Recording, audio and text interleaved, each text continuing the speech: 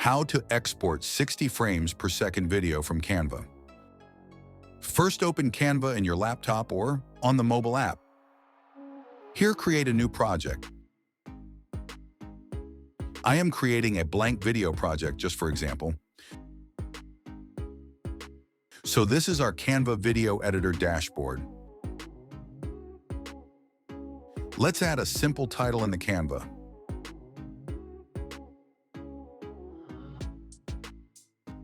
Now let's add any basic animation to the text, like this one. Adjust the text size a little bit and center align it.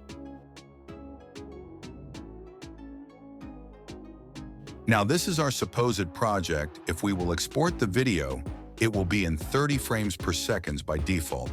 You should know that thing, that Canva only exports 60 frames per second video. When there is 60 frames per second video, element or GIF file is attached to the project. So here I have rendered a 60 frames per second, 1 second video for you.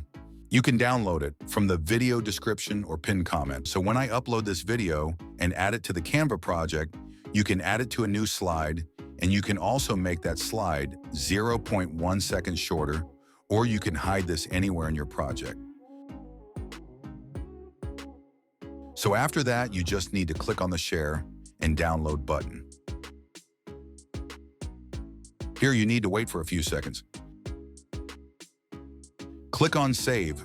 Now it will be downloaded. Now minimize the Canva app. Here is our video. Now right-click on our exported video. Click on Properties here.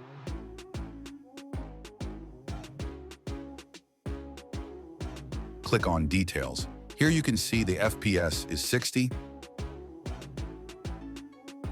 Let's play the video. As you can see, it is 60 frames per second video. If you still have any questions, you can ask in the comment.